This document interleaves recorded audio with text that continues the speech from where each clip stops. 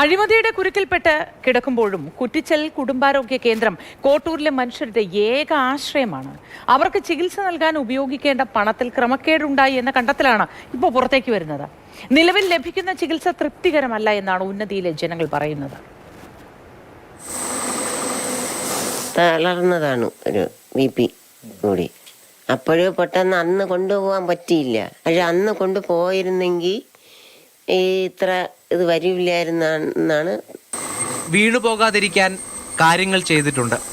എങ്കിലും ജീവിതത്തെ പറ്റി ഇവിടുത്തുകാർക്ക് ഇത്ര പോലും ഉറപ്പില്ല. പക്ഷാഘാതം ബാധിച്ച മാധവൻ കാണിക്ക് ആരോഗ്യം തിരികെ ലഭിക്കുമെന്ന പ്രതീക്ഷയുണ്ടെങ്കിലും ഒഴിവാക്കാൻ കഴിയാത്തൊരാശങ്കയും ഒപ്പമുണ്ട്. പരുത്തിപ്പള്ളി ആശുപത്രി നമുക്ക് അവിടെ കിടത്തി ചികിത്സ ചെയ്യേണ്ട സൗകര്യങ്ങളൊക്കെ ആക്കി തരുമെന്നൊക്കെ കുറെ മുമ്പേ പറയുന്നു. പക്ഷെ ഇന്നുവരെയും അത് നടപ്പിലാക്കിയിട്ടില്ല. കുഞ്ഞുങ്ങൾ ഉണ്ടാകുന്ന സന്തോഷത്തിനൊപ്പം മാതാപിതാക്കളുടെ മനസ്സിലും ഇതേ പ്രയാസമുണ്ട്. അപ്പോൾ കുഞ്ഞുങ്ങൾക്ക് രാത്രി വരുമ്പോഴത്തേക്കാണെങ്കിൽ ബുദ്ധിമുട്ടെന്ന് പറയുമ്പോഴത്തേക്ക് രാത്രി കഴിക്കഴിഞ്ഞാൽ വണ്ടി വിളിച്ചാൽ വണ്ടി വരില്ല. പിന്നെ ഇവിടെ സ്വന്തം ബൈക്കുകളൊക്കെ ഉള്ള ആൾക്കാരുണ്ട്, പിന്നെ ഓട്ടോറിക്ഷ ഉള്ള ആൾക്കാരുണ്ട്. അവരൊക്കെ വിളിച്ചു കഴിഞ്ഞാൽ ചിലപ്പോൾ വരും, ചിലപ്പോൾ വരില്ല എന്നുള്ള ഇതൊക്കെയാണുള്ളത്. അടുത്തൊരു ആശുപത്രി ഉണ്ടെങ്കിൽ അതിനേക്കാൾ എളുപ്പമായിരിക്കും. കോട്ടൂർ ചോനാമ്പാറ ഉന്നതിയിലുള്ളവരുടെ ഉള്ളിലെ പ്രതിസന്ധിയാണിത്. അടിയന്തര ആരോഗ്യ പ്രശ്നങ്ങൾ എത്തിയാൽ ജീവൻ രക്ഷിക്കണമെന്ന തോന്നലിന് മുൻപ് അവർ കിലോമീറ്ററുകളുടെ കണക്കാകും കൂട്ടുക. എവിടെ പോകും, അവിടെ കിടത്തി ചികിത്സയുണ്ടോ എന്നുള്ള ചോദ്യങ്ങളാണ് അവരുടെ മനസ്സിലേക്ക് എത്തുന്നത്. ഇന്നും അതൊരാശങ്കയായി ബാക്കി നിൽക്കുകയാണ്. കോട്ടൂർ വനമേഖലയിലെ 27 ഉന്നതികളിൽ കഴിഞ്ഞ ഒരു വർഷം 6 രോഗികളാണ് മരണപ്പെട്ടത്. ഇവരിൽ പലരെയും സമയത്ത് ആശുപത്രിയിൽ എത്തിക്കാൻ കഴിഞ്ഞില്ലെന്ന പരാതി കുടുംബങ്ങൾക്കുണ്ട്. മാധവൻ കാണിയെപ്പോലെ 15 കിടപ്പ് രോഗികളും പ്രദേശത്തുണ്ട്. അവരൊക്കെ ടൈമുണ്ട്, ടൈറ്റബിളുണ്ട്. അപ്പോൾ ആ സമയം കഴിയുമ്പോഴത്തേക്ക് അവരെ ഡ്യൂട്ടി കഴിഞ്ഞാൽ അവർ പോകും. രാവിലെ മുതൽ ഇന്ന സമയം വരെ കാണും, ആ സമയം കഴിയുമ്പോൾ അവർ പോകും. അതുകൊണ്ട് കാര്യമില്ല. സ്ഥിരമായിട്ട് ഒരു ആശുപത്രിയും ഒരു 24 മണിക്കൂറോളം ഒരു ഡോക്ടറും ഫുൾ ടൈം വേണം. അതാണ് നമ്മൾ അതിനുള്ള ഫെസിലിറ്റീസും എല്ലാ കാര്യങ്ങളും വേണം. നിലവിൽ ലഭ്യമാകുന്ന ചികിത്സാ സൗകര്യം അപര്യാപ്തമാണെന്ന തിരിച്ചറിവുമുണ്ട്. അടിയന്തരമായി കൊടുക്കേണ്ട ചികിത്സ പോലും ഏറ്റവും അടുത്ത് കൊടുക്കാൻ പറ്റാത്ത ഒരു സാഹചര്യം ഈ പഞ്ചായത്തിനെ സംബന്ധിച്ചുണ്ട്.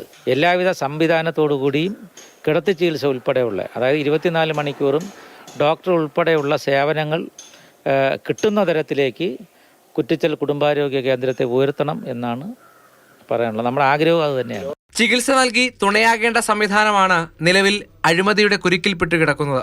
സംവിധാനങ്ങൾ മെച്ചപ്പെടുമെന്ന് കരുതിയിടത്താണ് അതേ സംവിധാനം കൊള്ളയടിക്കാൻ ഇറങ്ങിത്തിരിച്ചത്. ലക്ഷങ്ങളുടെ ക്രമക്കേടാണ് പുറത്തേക്ക് വരുന്നത്.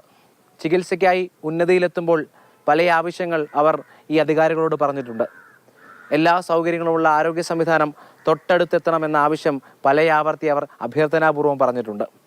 ആ പണമാണ് ഇപ്പോൾ വഴിവിട്ട് ചിലവഴിച്ചിരിക്കുന്നത്. അന്വേഷണം നടക്കണം, കുറ്റവാളികൾ പുറത്തു വരണം. അത് ആ മനുഷ്യരോട് കാണിക്കുന്ന നീതിയാണ്. ശ്യാമിനൊപ്പം രാഹുൽ ജി നാഥ്, മാതൃഭൂമി ന്യൂസ്, തിരുവനന്തപുരം. ഈ വാർത്ത റിപ്പോർട്ട് ചെയ്ത രാഹുൽ ജി നാഥൻ നമുക്കൊപ്പം രാവിലെ തത്സമയം ചേരുന്നുണ്ട്. Rahul, good morning. ഈ മനുഷ്യരോട് കാണിച്ച നീതികേട് പുറത്തു വരണം. ഈ നീതികേടിന് കാരണക്കാരായ മനുഷ്യർ ശിക്ഷിക്കപ്പെടണം. അത് രാഹുൽ ജി നാഥ് എന്ന ഉത്തരവാദിത്വമുള്ളൊരു മാധ്യമ പ്രവർത്തകന്റെ ആഗ്രഹമാണ്. അതുപോലെ തന്നെ എൻ്റെയും ഈ വാർത്ത കണ്ടുകൊണ്ടിരിക്കുന്ന നിരവധി പേരുടെയും ആഗ്രഹമാണ്. പക്ഷേ ഇത് നടക്കുമോ എന്നതാണ് നമ്മുടെ മനസ്സിന്റെ ഒരു ഭാഗത്ത് ഉയരുന്ന ഒരു ചോദ്യം. Good morning. ആ ചോദ്യം തന്നെയാണ് നമുക്ക് ആവർത്തിച്ച് പറയാനുള്ളത്. കാരണം ആ രണ്ടാമത്തെ സ്റ്റോറിയിൽ നമ്മൾ കാണിക്കുന്ന ഉന്നതിയിലെ മനുഷ്യർക്ക് എത്രമാത്രം ദൂരെയാണ് സ്വന്തം ആരോഗ്യം സംരക്ഷിക്കാനുള്ള ഇടങ്ങൾ, ആ പ്രതീക്ഷ എന്നുള്ളത് തന്നെയാണ് ഏറ്റവും പ്രധാനപ്പെട്ട കാര്യം. അങ്ങനെയുള്ളപ്പോൾ അവർക്ക് ചികിത്സാ സേവനം നൽകുന്ന സൗകര്യങ്ങൾ ഒരുക്കി കൊടുക്കേണ്ട കുറ്റിച്ചൽ കുടുംബാരോഗ്യ കേന്ദ്രത്തിലാണ് അതിനുവേണ്ടി ഉപയോഗിക്കേണ്ട പണത്തിലെ കണക്കിൽ ഈ വ്യത്യാസം ഉണ്ടാകുന്നത് എന്നുള്ളതാണ്. ഇത്തരത്തിൽ ഈ ചികിത്സ പോരാ എന്ന പരാതി ഉയർന്ന ഘട്ടത്തിലാണ് ഇത്തരത്തിൽ വിവരാവകാശ പ്രവർത്തകനായ ആക്കുളം സ്വദേശി സത്യൻ 1 വർഷം നീണ്ടു നിൽക്കുന്ന നിയമ പോരാട്ടവുമായി മുന്നിലേക്ക് വരുന്നത്. ആ ഘട്ടത്തിലാണ് ഈ ഒരു ക്രമക്കേട്, ഈ ഒരു കണക്കിൽ വ്യത്യാസമുണ്ട് എന്ന കണ്ടെത്തൽ വരുന്നത്. ആ കണ്ടെത്തൽ അത് പട്ടിക ഗോത്രവർഗ കമ്മീഷനും ബോധ്യപ്പെട്ടു. വിജിലൻസ് അന്വേഷണം വേണമെന്ന തരത്തിലേക്കുള്ള ഒരു നിരീക്ഷണം, ഒരു ഉത്തരവ് ഈ കമ്മീഷൻ കൂടി മുന്നിലേക്ക് വെക്കുമ്പോൾ വിഷയം വലിയ ഗൗരവമാണ് എന്നുള്ളതാണ്. ഈ വിഷയവുമായി ബന്ധപ്പെട്ട് മുന്നിലേക്ക് പോയപ്പോഴാണ് ഈ മരുന്ന് നൽകുന്നതിൽ ഉൾപ്പെടെ, ഈ ഫാർമസിസ്റ്റ് അല്ല മരുന്ന് നൽകുന്നത്, ഈ ഉത്തരവാദിത്തപ്പെട്ടവർ മരുന്ന് നൽകാതെ മുന്നോട്ട് പോകുന്നു എന്ന തരത്തിലുള്ള ആരോപണങ്ങളുണ്ട്.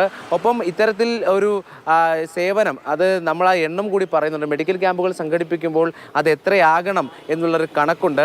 ആ കണക്ക് പോലും പാലിക്കപ്പെടുന്നില്ല. അപ്പോൾ ഈ സേവനം ദൂരെയാകുന്നു എന്നുള്ളത് തന്നെയാണ്. അവിടെ കണ്ട പല ആളുകൾക്കും പല രോഗങ്ങളുണ്ട്, കുഞ്ഞുങ്ങളുണ്ട് അവിടെ. അപ്പോൾ അവർക്കൊന്നും സേവനം എത്തുന്നില്ല എന്നുള്ള വലിയ പ്രശ്നം നിലനിൽക്കുന്നുണ്ട്. അവർ തന്നെ അത് പരാതിയായി ഉന്നയിക്കുന്നുണ്ട്. ആ പരാതി പരിഹരിക്കാമെന്ന് ചിന്തിച്ചാൽ പോലും അതിനുവേണ്ടി നൽകുന്ന പണത്തിൽ ക്രമക്കേടുണ്ട്, കണക്കിൽ വ്യത്യാസമുണ്ട് എന്നുള്ള കാര്യമാണ് ഈ വാർത്തയിലൂടെ മുന്നോട്ട് വയ്ക്കാനുള്ളത്. എന്തായാലും സർക്കാർ ഇതുമായി ബന്ധപ്പെട്ടൊരു അന്വേഷണം പ്രഖ്യാപിക്കുമെന്ന് തന്നെയാണ് പ്രതീക്ഷയുള്ളത്. ഒപ്പം മന്ത്രിയും വകുപ്പ്, ഈ ആരോഗ്യ വകുപ്പ് ആകട്ടെ അല്ലെങ്കിൽ ഈ പിന്നോക്ക വികസന വകുപ്പാകട്ടെ, അവരുടെ ശ്രദ്ധയിൽ കൂടി ഈ വാർത്ത നമ്മൾ മാതൃഭൂമി മുന്നിലേക്ക് വയ്ക്കുകയാണ്. തീർച്ചയായിട്ടും രാഹുൽ ജിനാഥാണ് വിവരങ്ങൾ പങ്കുവച്ചത്. നമ്മൾ ഈ ഇരു വകുപ്പുകൾക്ക് മുന്നിലും വാർത്ത പങ്കുവയ്ക്കുകയാണ്, അവതരിപ്പിക്കുകയാണ്. നിങ്ങൾ ഇക്കാര്യത്തിൽ ഒരു തുടർ നടപടികളുമായി മുന്നോട്ട് പോകണം. ഇതിൽ കുറ്റക്കാരായ മനുഷ്യരെ പുറത്തു കൊണ്ടുവരിക ചെയ്യണം. ഇപ്പോഴും സർവീസിൽ തുടരുന്ന ചില മനുഷ്യർ ഇക്കാര്യത്തിൽ മുന്നിട്ട് നിന്നിട്ടുണ്ട് എങ്കിൽ തക്കതായ ശിക്ഷ ലഭ്യമാകണം. ഇത്തരം വിഭാഗത്തിൽപ്പെട്ടവരെ പുറം ലോകം കാണിക്കാതിരിക്കുക, അല്ലെങ്കിൽ പുറത്തേക്ക് ഒരു കാര്യങ്ങളും അറിയിക്കാത്ത വിധത്തിൽ അവരെ ഇപ്പോഴും ഇരുട്ടിനുള്ളിലാക്കുക എന്നത് ചില മനുഷ്യരുടെയെങ്കിലും ഗൂഢലക്ഷ്യങ്ങളിൽ പെടുന്നത് തന്നെയാണ്.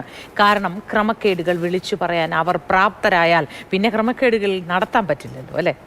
രാഹുൽ ജിനാഥിന് നല്ല ദിവസമായിരിക്കട്ടെ എന്ന് ആശംസിക്കുന്നു. അതുപോലെ തന്നെ ഈ ഉത്തരവാദിത്വപ്പെട്ട മാധ്യമപ്രവർത്തകന്റെ ഈ വാർത്ത നമ്മൾ മാതൃഭൂമി ന്യൂസിലൂടെ പങ്കുവയ്ക്കുന്ന സമയത്ത് അതിനൊരു ഫലമുണ്ടാകുമെന്ന് തന്നെ കരുതുന്നു.